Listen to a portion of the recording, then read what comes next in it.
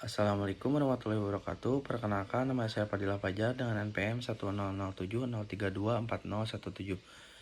Di sini saya akan menginterpretasikan hasil peta geologi dan peta geomorfologi saya dari shift 1 kelompok 2. Ini untuk peta geologinya.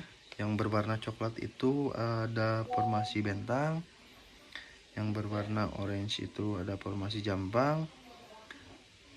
Yang perpaduan warna antara orange, coklat, dan krem itu anggota genteng. Yang warna krem itu gradiorit. Yang warna biru itu sungai. Selanjutnya penjelasannya untuk formasi anggota genteng. Anggota genteng memiliki ciri tersendiri, yaitu tuk berselingan dengan breksi dasitik dan sisipan batu gamping. Satuan batuan ini berumur Miosen bawah, Miosen tengah. Yang selanjutnya formasi jambang merupakan formasi tertua yang tersikap di daerah penelitian. Formasi ini diperkirakan berumur Oligosen Miosen awal, diperkirakan diendapkan pada lingkungan darat laut, dan memiliki karakteristik tersusun atas breksi aneka bahan tup dan sisipan lapa, batu pasir, batu lanau, dan batu lempung. Selanjutnya, formasi bentang terdiri dari batu pasir tup batu apung, batu lempung, konglomerat, dan lignit. Formasi bentang yang mengandung sisipan konglomerat atau batu pasir kasar, gampingan, dan batu gampingan pasiran hanya terdapat di beberapa titik saja. Yang selanjutnya formasi gradiorit. Batuan ini berumur Miosen tengah. Batuan yang paling muda adalah endapan aluvial yang berumur Holosen. Satuan ini tersebar cukup luas mulai dari barat laut hingga tenggara. Selanjutnya peta geologi dan peta geomorfologi.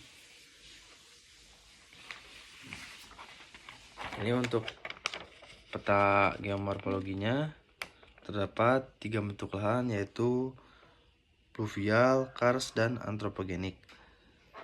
Di peta geomorfologi ini didominasi oleh bentuk lahan antropogenik, yaitu yang berwarna abu, kars yang berwarna orange, pluvial yang berwarna biru. Pada peta geomorfologi CIPA 7-6 dilakukan klasifikasi bentuk lahan menurut Verstappen. Dalam peta geomorfologi CIPA 7-6 berbentuk lahan antropogenik, kars, dan pluvial. Bentuk lahan antropogenik terjadi karena adanya proses atau akibat yang berkaitan dengan aktivitas manusia.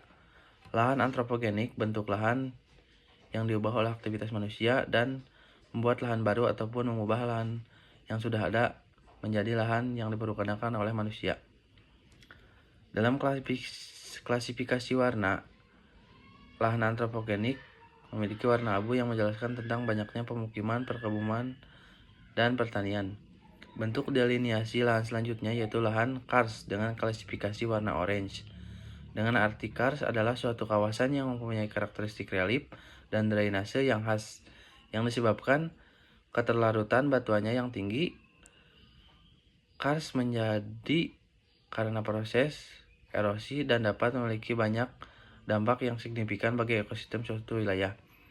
Ciri-ciri lahan kars: daerahnya memiliki cekungan, terdapat bukit-bukit yang kecil, adanya sungai-sungai di bawah permukaan tanah, memiliki permukaan tanah yang kasar, runcing, dan berlubang-lubang. Dalam kars memiliki beberapa bentuk lahan, yaitu ada bentuk lahan negatif dan positif.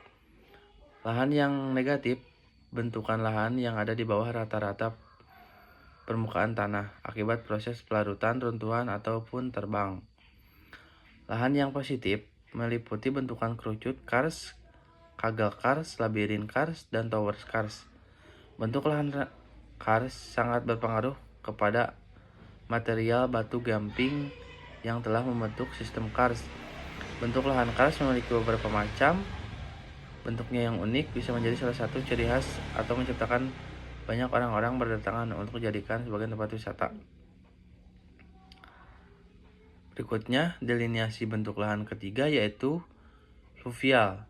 Bentuk lahan pluvial yaitu berkaitan erat dengan aktivitas sungai dan air permukaan yang berupa pengikisan, pengangkutan, dan jenis buangan pada daerah dataran rendah seperti lembah, ledok, dan dataran pluvial. dan dataran aluvial. Proses penimbunan bersifat meratakan pada daerah-daerah ledok, sehingga umumnya bentuk lahan asal pluvial memiliki relief yang rata atau datar. Pluvial juga ditandai dengan warna biru tua. Dalam pluvial, sungai tersebut memiliki hasil dan perombakan daerah perbukitan denudasional sekitarnya. Sungai daerah Cipatujah bisa dijadikan sebagai mata pencaharian sumber air ataupun bisa digunakan untuk kesuburan tanah yang digunakan untuk pertanian dan perkebunan di wilayah sekitar.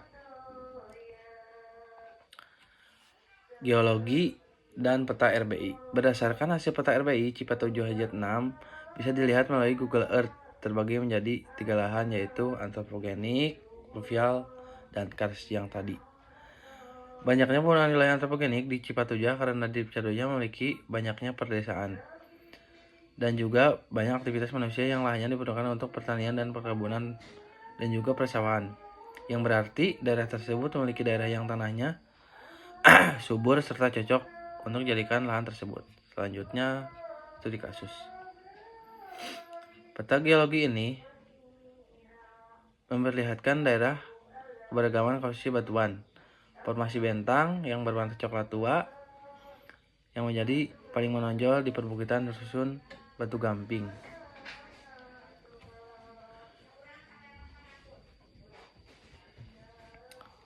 Dengan tanah aluvial yang subur dan akses air dan sungai, Desa Nengalesari dan Pametingan menjadi pusat aktivitas pertanian. Lahan ini digunakan untuk sawah, hujan.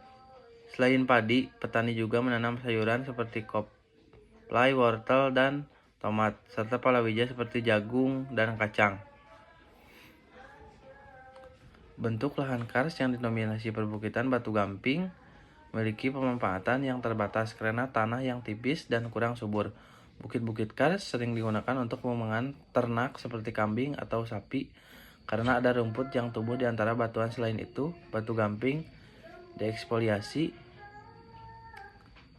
secara kecil-kecilan untuk bahan bangunan atau kapur pertanian.